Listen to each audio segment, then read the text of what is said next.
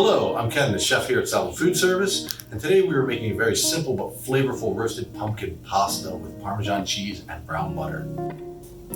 You will need unsalted butter, roasted pumpkin, cooked pasta, chopped sage, parsley leaves, and Parmesan cheese. So let's get started. First, you saute the roasted pumpkin. As that is getting hot, start the brown butter in another pan. At the same time, add cooked pasta to boiling water.